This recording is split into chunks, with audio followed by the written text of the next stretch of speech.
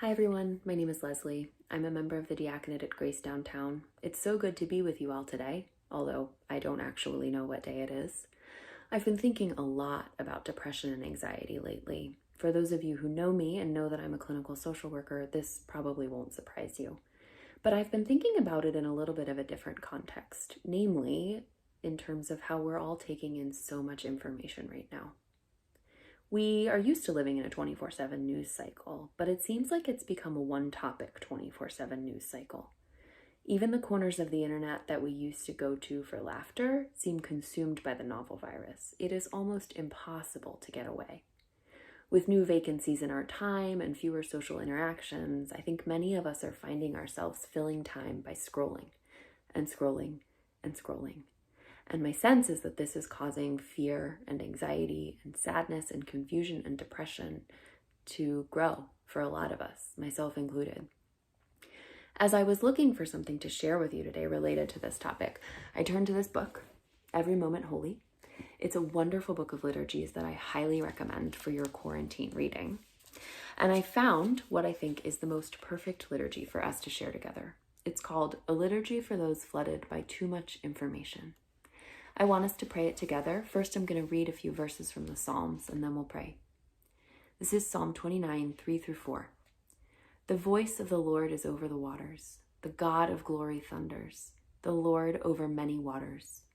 The voice of the Lord is powerful. The voice of the Lord is full of majesty. Will you pray with me? In a world so wired and interconnected, our anxious hearts are pummeled by an endless barrage of troubling news. We are daily aware of more grief, O Lord, than we can rightly consider, of more suffering and scandal than we can respond to, of more hostility, hatred, horror, and injustice than we can engage with compassion. But you, O Jesus, are not disquieted by such news of cruelty and terror and war. You are neither anxious nor overwhelmed. You carried the full weight of the suffering of a broken world when you hung upon the cross, and you carry it still. When the cacophony of universal distress unsettles us, remind us that we are but small and finite creatures, never designed to carry the vast abstractions of great burdens. For our arms are too short and our strength is too small.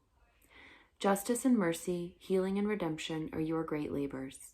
And yes, it is your good pleasure to accomplish such works through your people, but you have never asked any one of us to undertake more than your grace will enable us to fulfill.